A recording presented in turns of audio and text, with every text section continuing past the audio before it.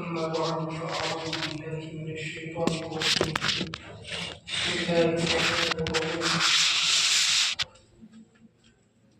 يا أيها الناس اتقوا ربكم الذي خلقكم من نفس واحدة وخلق منها زوجها وبث منهما رجالا كثيرا ونساء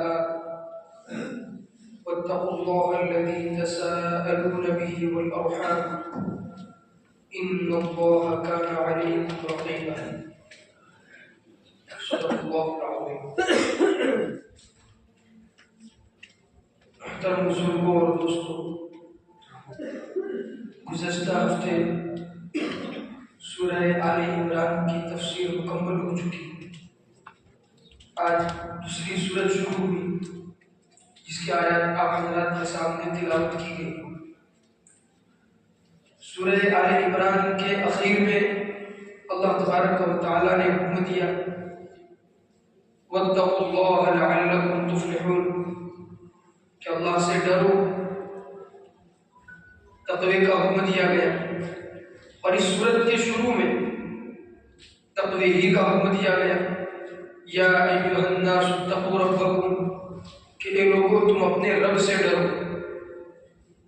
سورہ آل عمران کے آخر میں بھی تقوی کا حکم، اس سورت کے شروع میں بھی تقوی ہی کا حکم ہے. فرق صرف اتنا ہے کہ سورہ آل عمران میں یہ کہا گیا کہ اللہ سے ڈرو اور اس سورت میں یہ کہا گیا کہ اپنے رب سے ڈرو. یہ مالک اور خالق کائنات ہی کے دو نام ہیں. لفظ اللہ یہ خالق اور مالک کائنات کا ذاتی نام ہے اور ربکم رب اس کا صفتی نام ہے. رب اس ذات کو کہتے ہیں جو کسی چیز کو عدم سے وجود دے، یعنی کوئی چیز پہلے موجود نہ ہو اور اسے وجود میں لائے. جیسے ہم پہلے موجود نہیں تھے، اللہ تبارک و تعالیٰ نے ہمیں وجود بخشا. پھر اس کے بعد جو چیز وجود میں آئی ہے اس کے بقا کا سامان مہیا کرے. جو چیز وجود میں آئی ہے وہ چیز باقی رہے، اس کے باقی رہنے کے لیے سامان فراہم کرے.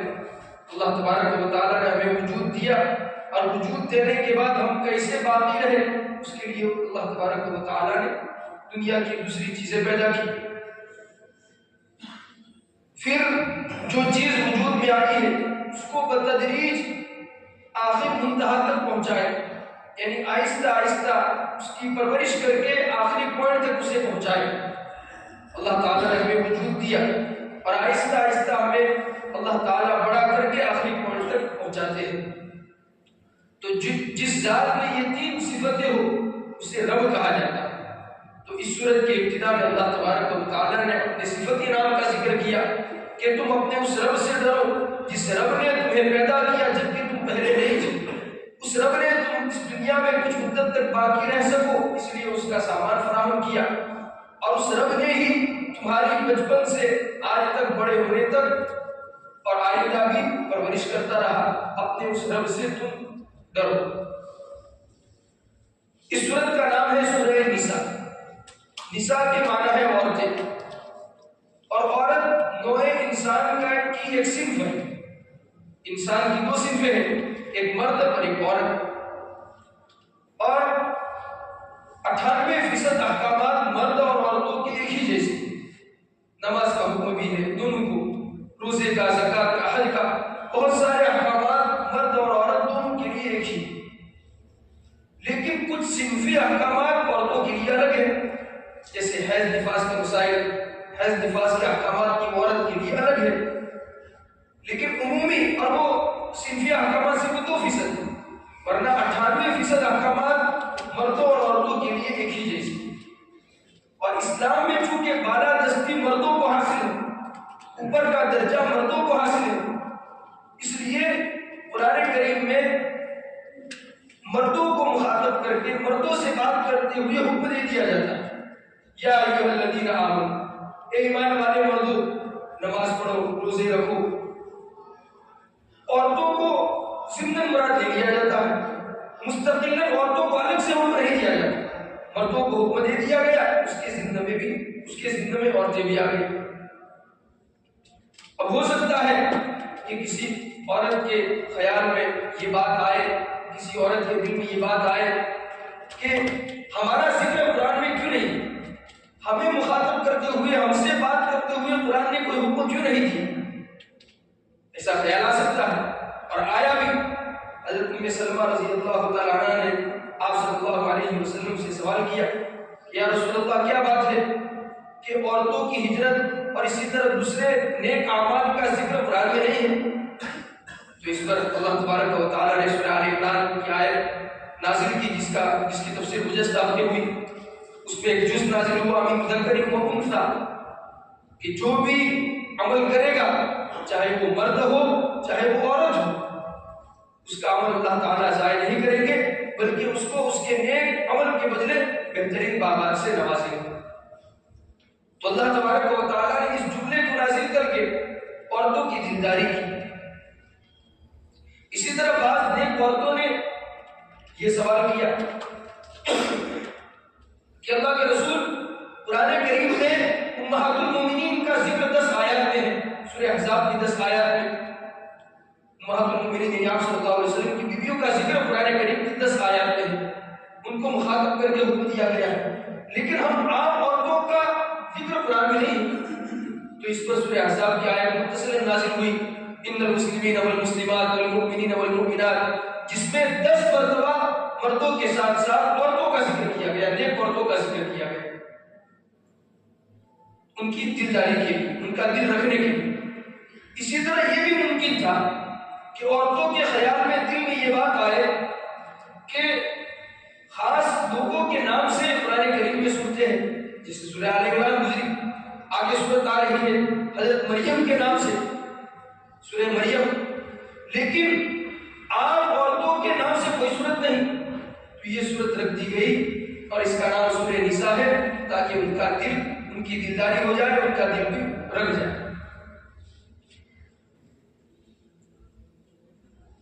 ہاں، اس آیت کی تفسیر سے پہلے کچھ بنیادی باتیں جان لیں تاکہ آیت کا سمجھنا آسان ہو جائے۔ سب سے پہلی بات تو یہ ہے کہ سب سے پہلا انسان حضرت آدم علیہ السلام تھے۔ آدم علیہ السلام مرد تھے، عورت نہیں تھے۔ کس چیز سے پیدا ہوئے؟ قرآن کریم میں من طین لازب، چپکتی مٹی سے ان کو پیدا کیا گیا، من حمأ مسنون، سڑے ہوئے گارے سے ان کو پیدا کیا گیا، صلصال کالفخار، ٹھکری کی طرح بجنے والی مٹی سے ان کو پیدا کیا گیا۔ خلاصہ تینوں کا یہی ہے کہ حضرت آدم علیہ السلام کو مٹی سے پیدا کیا گیا۔ آدم علیہ السلام مرد تھے۔ اب حضرت آدم علیہ السلام کے بعد جتنے بھی مرد آئے گے، عورتوں کی بات ابھی نہیں، مردوں کی بات، جتنے بھی مرد آئیں گے وہ کیسے پیدا ہوتے ہیں؟ کیا ان کو بھی حضرت آدم علیہ السلام کی طرح براہ راست مٹی سے پیدا کیا جاتا ہے، ڈائریکٹ مٹی سے پیدا کیا جاتا ہے؟ نہیں، بلکہ وہ مرد اور عورت کے ملن سے پیدا ہوتے ہیں، کہ مرد کا جرثومہ اور عورت کا بیضہ جب ملتا ہے تو اس کے ملن سے بچہ پیدا ہوتا ہے۔ تو حضرت آدم علیہ السلام تو ڈائریکٹ مٹی سے پیدا ہوئے، لیکن اب جتنے بھی مرد پیدا ہوئے یا ہو رہے ہیں وہ ڈائریکٹ مٹی سے نہیں بلکہ مرد اور عورت کے ملن سے پیدا ہوئے۔ اب رہا مسئلہ عورتوں کا، سب سے پہلی عورت یعنی دادی حوا کیسے پیدا کی گئی، اور اب ان کے بعد دوسری عورتیں کیسے پیدا ہو رہی ہیں؟ تو دوسری عورتیں کیسے پیدا ہو رہی ہیں؟ بعض لوگوں کا، بلکہ عام لوگوں کا خیال یہ ہے کہ ہر عورت اپنے شوہر کی ٹیڑھی پسلی سے پیدا کی گئی، حالانکہ یہ خیال بالکل باطل ہے۔ اس لیے کہ جس طرح مرد اور عورت کے ملن سے لڑکا پیدا ہوتا ہے، اسی طرح مرد اور عورت کے ملن سے لڑکی بھی پیدا ہوتی ہے، کوئی پسلی سے پیدا نہیں کی جاتی۔ اگر شوہر کی پسلی سے بیوی کو پیدا کیا جانا صحیح ہوتا تو پھر حضرت مریم کیسے پیدا ہو گئی؟ حضرت مریم حضرت عیسیٰ علیہ السلام کی والدہ، انہوں نے تو شادی نہیں کی تھی، ان کا تو کوئی شوہر ہی نہیں تھا۔ اسی طرح بعض مرتبہ عورت یعنی بیوی عمر میں بڑی ہوتی ہے، اگر یہ بات ہے کہ ہر بیوی اپنے شوہر کی بائی پسلی سے پیدا ہوتی ہے تو پھر وہ تو عمر میں بڑی پیدا ہوئی، بڑی ہے، شوہر تو اس کا چھوٹا ہے عمر میں، شوہر کے پیدا ہونے سے پہلے وہ کیسے پیدا ہو گئی؟ لہٰذا یہ خیال باطل ہے کہ ہر عورتیں اپنے شوہر کی پسلی سے پیدا ہوتی ہے، یہ خیال باطل ہے۔ اور حدیث میں، بخاری شریف کی حدیث میں ہے، اللہ کے نبی صلی اللہ علیہ وسلم نے فرمایا کہ عورتوں کے بارے میں اچھا سلوک کرنے کی میری وصیت قبول کرو، اس لیے کہ عورت پسلی سے پیدا کی گئی ہے اور پسلیوں میں سب سے ٹیڑھی پسلی اوپر والی ہے۔ اگر تم اس کو سیدھا کرنے جاؤ گے تو وہ ٹوٹ جائے گا، اور اگر اس کو اپنے ہاتھ پر رکھو گے تو وہ ٹیڑھی ہی ٹیڑھی رہے گی۔ لہٰذا عورت کے بارے میں میری اچھا سلوک کرنے کی میری وصیت قبول کرو، یہ حدیث کے الفاظ و مفہوم ہے۔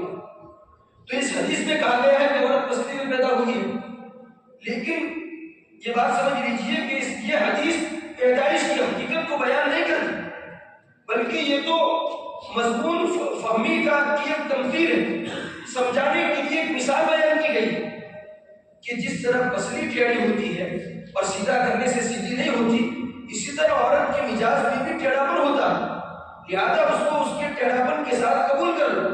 اگر سیدھا کرنے جاؤ گے تو وہ ٹوٹ جائے گا، یعنی طلاق کی نوبت آ جائے گی۔ تو یہ حدیث حقیقت بیان نہیں کرتی عورت کی پیدائش کی، بلکہ یہ حدیث تو معاملہ فہمی کے لیے ایک بات سمجھانے کے لیے مثال سے ہمیں سمجھا رہی ہے، اور یہ حدیث ہمیں یہ بتا رہی ہے کہ عورت کے مزاج میں ٹیڑھاپن ہے، اس کو اس ٹیڑھاپن کے ساتھ قبول کرو، سیدھا کرنے کی کوشش کرو گے تو ٹوٹ جائے گی، یعنی طلاق کی نوبت آ جائے گی۔ تو یہ بات تو ہو گئی کہ عام عورتیں، دادی ہوا کی بات نہیں، دوسری عورتیں جس طرح مرد پیدا ہوتے ہیں، بچے پیدا ہوتے ہیں مرد اور عورت کے ملن سے، اسی طرح عورتیں بھی مرد اور عورت کے ملن سے پیدا ہوتے ہیں۔ اب رہا مسئلہ دادی ہوا کا، سب سے پہلی عورت کا کہ وہ کیسے پیدا ہوئی،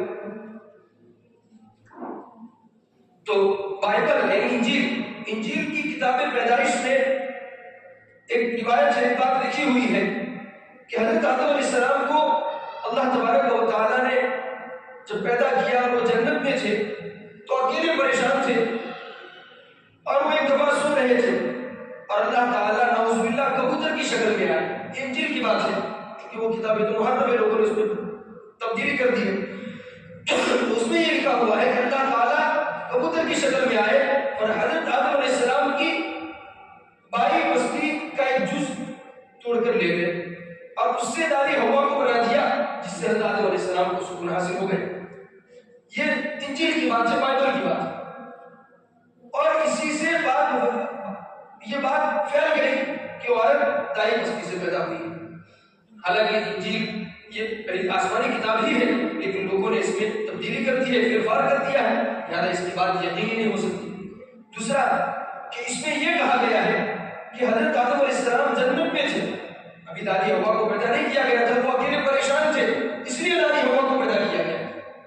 حالانکہ قرآن کریم میں سورہ بقرہ کی آیت سے معلوم ہوتا ہے کہ دونوں کو اللہ تعالیٰ نے، حضرت آدم کو بھی اور حضرت ہوا کو بھی زمین پر پیدا کیا، اور پھر دونوں کو ایک ساتھ آسمان پر یعنی جنت میں بھیجا گیا۔ قرآن کریم کی آیت ہے سورہ بقرہ کی، اللہ تعالیٰ فرماتے ہیں یا آدم اسکن انت وزوجک الجنہ، اے آدم تم اور تمہاری بیوی جنت میں جا بسو، تم اور تمہاری بیوی دونوں کا حکم ہے، تم اور تمہاری بیوی جنت میں جا بسو، جنت میں جا کر رہو۔ تو اس کا مطلب یہی ہے کہ دونوں زمین پر پیدا ہو چکے تھے، اس کے بعد دونوں کو ایک ساتھ حکم ہے کہ تم اور تم دونوں جنت میں جا بسو۔ اور تورات کی انجیل کی روایت سے معلوم ہوتا ہے کہ دادی ہوا کو بعد میں پیدا کیا گیا، لہٰذا یہ بات حقیقت کے خلاف ہے۔ دوسرا کہ اس میں یہ بھی کہا گیا کہ حضرت آدم علیہ السلام جنت میں سو رہے تھے، حالانکہ آدمی کو نیند کیوں آتی ہے؟ تھکن کی وجہ سے، اور جنت میں تھکن ہوگی ہی نہیں، لہٰذا نیند بھی نہیں آئے گی، تو یہ بات بھی غلط ہے۔ تو انجیل کی روایت کو معتبر نہیں مانا جا سکتا، اور یہ نہیں کہا جا سکتا کہ عورت کو دادی ہوا کو آدم علیہ السلام کی ٹیڑھی بائی پسلی سے پیدا کیا گیا، اس بات کو نہیں مانا جا سکتا۔ ہاں حدیث میں بھی اس کا کوئی ذکر نہیں ہے کہ دادی ہوا کو کیسے پیدا کیا گیا۔ قرآن کریم کی آیت جو آیت ابھی تلاوت کی گئی، یہ آیت بھی دو معنی یعنی اس کے دو مفہوم ہو سکتے ہیں، لہٰذا قطعی طور پر کوئی ہم بات کہہ نہیں سکتے، پکی بات نہیں کہہ سکتے، اس لیے کہ یہاں من نفس واحدہ، نفس واحدہ سے کیا مراد ہے؟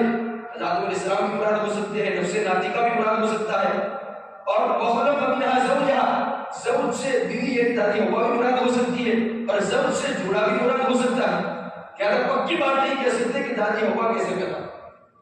البتہ اس آیت کی تفسیر میں روح المعانی میں حضرت ابو جعفر محمد باقر رحمۃ اللہ علیہ کی طرف منسوب کر کے ایک قول لکھا گیا ہے، ایک بات لکھی گئی ہے کہ حضرت آدم علیہ السلام کو جس مٹی سے پیدا کیا گیا، حضرت آدم علیہ السلام کو پیدا کرنے کے لیے جو مٹی تیار کی گئی، اس مٹی میں سے بچی ہوئی مٹی سے دادی ہوا کو پیدا کیا. لہٰذا یہ کہہ سکتے ہیں کہ دادی ہوا کو آدم علیہ السلام کی پیدائش کے لیے جو مٹی تیار کی گئی تھی، اس مٹی سے دادی ہوا کو پیدا کیا گیا. قرآن کریم میں تقریری طور پر اس کا کوئی ذکر نہیں ہے، حدیث میں بھی نہیں ہے اور بائبل میں ہے، لیکن اس کی بات قابل قبول نہیں ہے. فی الحال دنیا میں جو مخلوقات پیدا ہوتی ہیں وہ 3 طریقے پر پیدا ہوتی ہیں. پہلے نمبر پر وہ مخلوقات جو ڈائریکٹ مٹی سے پیدا ہو جاتی ہیں اور ان سے بھی کوئی نسل نہیں چلتی، وہ اپنی مدت پوری کر کے ختم ہو جاتی ہے. جیسے بارش کے موسم میں بہت سارے کیڑے زمین سے پیدا ہو جاتے ہیں، نکل آتے ہیں، یہ مٹی سے پیدا ہوتے ہیں اور ان کی کوئی نسل نہیں چلتی کہ ان کی مدت پوری ہوتی ہے تو وہ مر جاتے ہیں. دوسری بعض وہ مخلوقات ہیں کہ جو براہ راست مٹی سے پیدا ہوتی ہے لیکن ان میں نسل چلتی ہے. جیسے کسی جگہ تالاب میں لمبی مدت تک پانی بھرا ہوا رہے تو تالاب کی مٹی سے مچھلی پیدا ہو جاتی ہے. تالاب کی مٹی کہیں سے باہر سے مچھلی لا کر نہ ڈالے، پھر بھی تالاب کی مٹی سے اندر لمبی مدت تک اگر پانی پڑا رہے تو اس میں مچھلی پیدا ہو جاتی ہے. تو یہ مٹی سے براہ راست پیدا ہوتی ہے اور پھر اس میں نسل چلتی ہے، انڈے ہوتے ہیں اور دوسری مچھلیاں پیدا ہونے لگتی ہیں. تیسری قسم ہے بعض وہ مخلوقات ہیں کہ پہلے ان کے 2 فرد یعنی نر اور مادہ پیدا کیے گئے ڈائریکٹ مٹی سے. ان کے 2 فرد یعنی نر اور مادہ ڈائریکٹ مٹی سے پیدا کیے گئے اور پھر ان کے اندر نسل چلی، نر اور مادہ کے ملنے سے آگے نسل چلی. لیکن اب ان کی نسل، ان کی پیدائش کا راستہ یہی ہے کہ مرد کے دونوں کے ملنے سے یہ پیدا ہوگی، نر اور مادہ کے ملنے سے. اب وہ براہ راست مٹی سے پیدا نہیں ہو سکتی مچھلیوں کی طرح. جیسے انسان ہے، انسان کا پہلے تو جوڑا بنا دیا گیا، آدم و دادی ہوا کو پیدا کیا گیا براہ راست ڈائریکٹ مٹی سے. اب کوئی انسان ڈائریکٹ مٹی سے پیدا نہیں ہوگا اور نہیں ہوتا، بلکہ ان کی نسل یعنی مرد اور عورت کے ملن سے پیدا ہوتے ہیں. جبکہ مچھلیوں میں اس کی برخلاف ہے کہ ڈائریکٹ مچھلی مٹی سے تو پیدا ہوتی ہے اور ان کی نسل بھی چلتی ہے، لیکن اب بھی تالاب کی مٹی سے ڈائریکٹ مچھلی پیدا ہو سکتی ہے، لیکن کوئی انسان اب براہ راست ڈائریکٹ مٹی سے پیدا نہیں ہو سکتا. اور اس تشریح سے یہ مسئلہ بھی حل ہو گیا کہ پہلے انڈا آیا یا پہلے مرغی، کہ پہلے مرغی آئی. اس لیے کہ اللہ تبارک و تعالیٰ نے بڑے حیوانات کے 2 جوڑے پیدا کیے، ایک مرد اور نر اور مادہ پیدا کیا اور پھر ان کے ملن سے انڈا وجود بھی آیا اور پھر نسل چلی. تو پہلے مرغی آئی پھر انڈا. اور ڈاروین کا جو فلسفہ ہے کہ انسان پہلے بندر تھا اور ترقی کرتے کرتے بندر سے انسان بنا، یہ فلسفہ اس کا محمل ہے، بیکار ہے. اس لیے کہ اگر اس کی بات مان لی جائے کہ انسان پہلے بندر تھا تو یہی سوال کھڑا ہوگا، وہ بندر کیسے پیدا ہوا، پہلا بندر کیسے پیدا ہوا؟ اگر بندر سے پہلے بھی کوئی اور مخلوق تھی تو پھر وہ مخلوق کا پہلا فرد کیسے پیدا ہوا؟ یہی ماننا پڑے گا کہ اس کے 2 فرد یعنی نر اور مادہ پیدا ہوئے اور پھر ان کی نسل چلی. تو یہی بات انسان کے ماننے میں کیا پریشانی ہے کہ اللہ تعالیٰ نے نر اور مادہ کو پیدا کیا، آدم اور حوا کو، اور پھر ان سے پوری نسل چلی. بہرحال آیت کی طرف رجوع کرتے ہیں. اللہ تعالیٰ نے فرمایا یا ایھا الناس اتقوا ربکم الذی خلقکم من نفس واحدہ، اے لوگوں ڈرو اپنے اس رب سے. جیسا کہ میں نے پہلے کہا کہ سورہ آل عمران کے آخر میں بھی اللہ تعالیٰ نے تقوی کا حکم دیا تھا، اس سورت کے شروع میں بھی تقوی کا حکم. فرق صرف اتنا ہے کہ اس سورت میں اللہ تعالیٰ نے یہ کہا تھا کہ اللہ سے ڈرو، یہاں یوں کہا گیا ہے کہ اپنے رب سے ڈرو. رب سے ڈرنے کا حکم دے کے اس بات کی طرف اشارہ کر دیا کہ اس سے تو ڈرنا ہی چاہیے، اس لیے کہ اسی نے تم کو عدم سے وجود دیا ہے، اسی نے تمہارے بقا کا سامان فراہم کیا ہے اور اسی نے تمہاری دھیرے دھیرے آہستہ آہستہ پرورش کی، لہٰذا اسی سے تم ڈرو. اور آگے صفت بیان کی گئی الذی خلقکم من نفس واحد. آگے جو صفت بیان کی گئی ہے وہ ایک تمہید ہے. آگے ایک حکم آ رہا ہے، اس حکم کی آگے حکم آ رہا ہے کہ رشتے ناتوں کو نبھاؤ، رشتے داری کا خیال رکھو، ناتوں کو مت توڑو. اس حکم کی تمہید اللہ تعالیٰ بعد ہے. کیا تمہید ہے؟ تم اپنے اس رب سے ڈرو کہ جس نے تم کو ایک نفس سے پیدا کیا. تم اپنے اس رب سے ڈرو جس نے تم کو ایک نفس سے پیدا کیا. ایک نفس سے مراد کون ہے؟ حضرت آدم علیہ السلام. ایک جاندار سے پیدا کیا حضرت آدم علیہ السلام. کیسے حضرت آدم علیہ السلام سے پیدا کیا؟ وَخَلَقَ مِنْهَا زَوْجَهَا کہ پہلے حضرت آدم علیہ السلام سے ان کی بیوی پیدا کی. وَبَثَّ مِنْهُمَا رِجَالًا كَثِيرًا وَنِسَاءً اور پھر ان دونوں کے ملنے سے بہت سارے مرد اور بہت سارے عورتوں کو اللہ تعالیٰ نے پھیلا دیا، یعنی پیدا کر دیا. تو یہاں اللہ تعالیٰ نے کہا وَخَلَقَ مِنْهَا زَوْجَهَا کہ آدم سے ان کی بیوی کو پیدا کیا. لیکن یہ نہیں کہہ سکتے کہ حضرت آدم علیہ السلام کی پستی سے پیدا کیا. اس آیت کا دوسرا مطلب بھی ہو سکتا ہے کہ زوج کا مطلب صرف بیوی نہیں ہوتا بلکہ جوڑا بھی ہوتا ہے. جوڑا دو چیزیں مل کر ایک مقصد پورا کریں تو اس کو جوڑا کہتے ہیں. جیسے مرد اور عورت ایک جوڑا ہے، اس سے نسل چلتی ہے، ایک مقصد پورا ہوتا ہے. آسمان زمین ایک جوڑا ہے، اس لیے کہ آسمان برستا ہے، زمین اگاتی ہے اور ایک کھانے کا خوراک کا مسئلہ حل ہو جاتا ہے. ایک دو چیزوں سے مل کر ایک مقصد حل ہو تو اس کو جوڑا کرتے ہیں. تو زوج کا معنی جوڑا بھی ہو سکتا ہے. اور من نفس واحدہ جس سے مراد ہم نے آدم علیہ السلام کو لیا، اس سے مراد نفس ناطقہ بھی ہو سکتا ہے.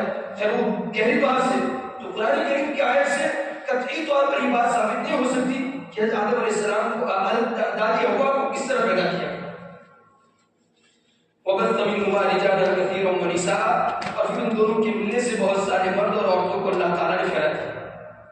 آگے اللہ تعالیٰ حکم دے رہے ہیں وَاتَّقُوا اللَّهَ الَّذِي تَسَاءَلُونَ بِهِ وَالْأَرْحَامَ. تمہید باندھنے کے بعد اب جو حکم دینا مقصود ہے وہ حکم دیا جا رہا ہے کہ ڈرو اس اللہ سے کہ جس کے واسطے سے تم مانگتے ہو، جس کے واسطے سے تم سوال کرتے ہو. ہمارا کوئی حق چھین لے اور وہ واپس نہ کرے تو ہم اللہ کا واسطہ دیتے ہیں. میں اللہ کا واسطہ دیتا ہوں مجھے پریشان مت کر، میرا حق مجھے واپس دے دے. تو ہم دوسروں کو اللہ کا واسطہ دیتے ہیں، یعنی دوسروں کو اللہ سے ڈراتے ہیں کہ اللہ کا ڈر میرا حق مجھے واپس کر دے. تو اس کا مطلب یہ ہے کہ جب ہم دوسروں کو اللہ سے ڈراتے ہیں تو خود تو ڈرتے ہی ہیں، لہٰذا ہم خود ڈرے اور سارے احکامات میں ڈرے کہ کسی بھی حکم کی خلاف ورزی نہ کرے. اور یہاں خاص طور پر ایک حکم دیا گیا ہے اس کی بھی خلاف ورزی نہ کرے. والارحام وہ حکم کیا ہے کہ رشتے ناتوں کو توڑنے سے اللہ سے ڈرے، رشتے ناتوں کو نہ توڑے. کیوں؟ تمہید میں کہہ دیا گیا اس لیے کہ سارے انسان ایک ہی ماں باپ کے اولاد ہیں، سب بھائی بھائی ہیں، لہٰذا سب کو ایک دوسرے کے ساتھ مل جل کر رہنا چاہیے، رشتے داری کا خیال کرنا چاہیے، ناتوں کو جوڑنا چاہیے، توڑنا نہیں چاہیے. ان اللہ کان علیکم رقیبا بے شک اللہ تعالیٰ تم پر نگہبان ہے. اللہ تعالیٰ سب کو دیکھ رہے ہیں کہ کون رشتے ناتوں کو جوڑتا ہے اور کون توڑتا ہے. جوڑنے والے کو اللہ جوڑے گا اور توڑنے والے کو اللہ توڑے گا. حدیث میں آتا ہے رشتے ناتوں کو جوڑنے پر بڑے فضائل آئے ہیں اور رشتے داری کو قطع کرنے پر توڑنے کی سخت وعیدیں بھی آئی ہیں. ایک حدیث میں ہے لا يدخل الجنة قاطع کہ رشتے ناتوں کو توڑنے والا جنت میں داخل نہیں ہو. اس سے سخت وعید کیا ہو سکتی ہے کہ جنت میں اس کا داخلہ نہیں ہوگا، وہ جہنم میں جائے گا. ایک حدیث میں ہے اللہ کے نبی صلی اللہ علیہ وسلم نے فرمایا کہ جو شخص یہ چاہتا ہو کہ اس کی روزی میں برکت ہو اور اس کی عمر میں برکت ہو تو وہ رشتے ناتوں کو جوڑے. رشتے ناتوں کو جو جوڑے گا اس کی روزی میں بھی برکت ہوگی، اس کی عمر میں بھی برکت ہوگی. حضرت عبداللہ بن سلام رضی اللہ تعالیٰ عنہ فرماتے ہیں کہ اللہ کے نبی صلی اللہ علیہ وسلم جب ہجرت کر کے مدینہ تشریف لائے اور میں آپ سے ملاقات کے لیے گیا تو سب سے پہلے آپ کی زبان سے جو کلمات میں نے سنے وہ یہ تھے افشوا السلام، اطعموا الطعام، صلوا الارحام، صلوا باللیل والناس نیام. کھانا کھلاؤ، سلام کو عام کرو، سلام کو پھیلاؤ، اطعموا الطعام کھانا کھلاؤ اور رشتے ناتوں کو جوڑو اور ایسے وقت رات کو نماز پڑھو جب سارے لوگ سو رہے ہو. تو اس میں ایک بات یہ بھی ہے کہ رشتے ناتوں کو جوڑو. تو اور حدیث میں یہ بھی آتا ہے حدیث قدسی ہے کہ رشتے ناطے نے اللہ تبارک و تعالیٰ سے بات کی تو اللہ تبارک و تعالیٰ نے رشتے ناطوں کو کہا کہ جو تجھے جوڑے گا میں اسے جوڑوں گا، اور جو تجھے توڑے گا میں اس کو توڑنے کا مطلب وہ ناکام ہو جائے گا، جوڑنے کا مطلب کہ وہ کامیاب ہوگا۔ لہٰذا ہمیں بھی رشتے ناطوں کا خیال رکھنا چاہیے، اور جو قریبی رشتے دار ہیں ان کا خیال پہلے بعد کے رشتے داروں کے مقابلے میں۔ اور حدیث میں یہ بھی آتا ہے کہ آدمی جب صدقہ کرتا ہے تو اس کو صدقے کا ثواب ملتا ہے، لیکن جب رشتے داروں کو دیتا ہے تو اس کو دوہرا اجر ملتا ہے، کہ ایک تو صدقے کا اجر اور دوسرا صلہ رحمی کا، یعنی رشتے داروں کے ساتھ اچھا سلوک کرنے کا، 2 اجر اس کو ملتے ہیں۔ لہٰذا ہمیں رشتے داروں کا خود خیال رکھنا چاہیے۔ لیکن آج حالت الٹی ہے، آدمی صدقہ کرے گا کسی غریب فقیر کو تو دیتا ہے لیکن اپنے غریب بھائی کو نہیں دیتا۔ کیوں؟ اس لیے کہ بھائی سے کبھی نہ کبھی لڑائی ہو جاتی ہے، اس لڑائی کی کو وہ وجہ بنا کر بھائی کی مدد نہیں کرتا، اپنی بہن کی مدد نہیں کرتا، اپنے دوسرے قریبی رشتے داروں کی مدد نہیں کرتا، حالانکہ ان کی مدد پہلے کرنی چاہیے، وہ رشتے دار ہیں، ان کا حق زیادہ ہے۔